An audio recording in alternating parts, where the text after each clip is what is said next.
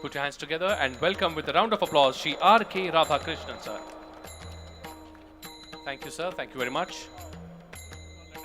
Thank you, Dr. Karad, MIT. And this is the city which actually I began my journey as a conflict reporter. I did my war correspondence course. It started here at the Military Intelligence School in Pune about in 1997. Having said that, I'll just come quickly to the points. First is, there is not a huge amount of difference between natural disasters and conflict reporting. In both, the first rule is that don't die.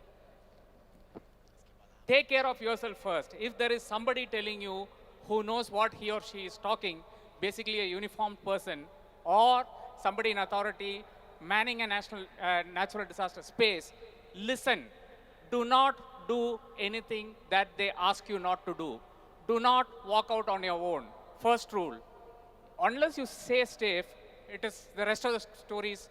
I mean, you can't get out a story. You will become the story. That's not the thing that we look forward to, right? And the second, just one anecdote. On February 7, 2012, when the Maldives coup was unfolding, I was one of the journalists. I was stationed in Sri Lanka at that point of time, Colombo, one of the first journalists to land there, along with international media agencies. Now, what I saw there, I landed there with the T-shirt. What I saw there was that international journalists have a protocol.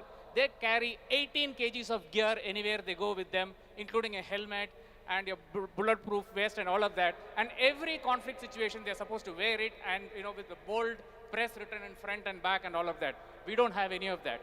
Nothing, no protection. We land there with our T-shirts, and whatever happens to us, happens to us. The second rule is that give way to emergency crews, be it a natural disaster, be it a war or whatever. Do not stand in the way of a Red Cross. Do not start interviewing a doctor. Do not start interviewing a patient who needs urgent medical help. Do not get to a site where a bomb has just gone off, because there is a chance, as our journalists from Kashmir and Assam will tell us, there's a chance that a second bomb will go off, as we have seen so often in Afghanistan, that a first blast is just to attract people into the site, and the second blast actually invariably goes off in a few moments. I mean, there are a lot of nights when a lot of us who have been in conflict areas wake up at the slightest sound of anything that we hear, because we are so used to even a cracker sound is enough to trigger us. The third point I would like you to leave with is that be authentic and credible.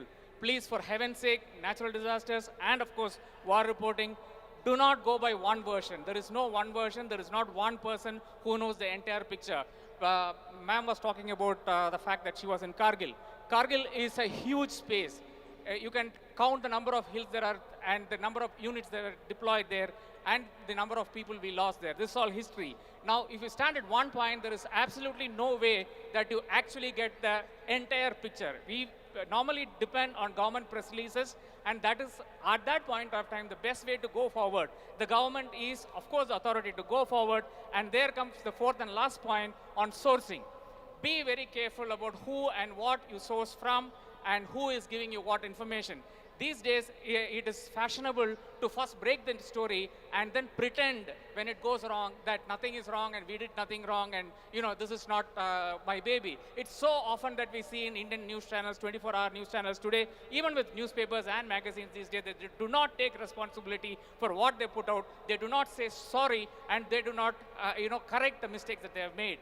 Do not, for heaven's sake, in war reporting and, of course, natural disasters reporting, repeat that mistake, because it is going to cost lives. It is going to harm a lot of people. If you can't help, please don't harm. Thank you.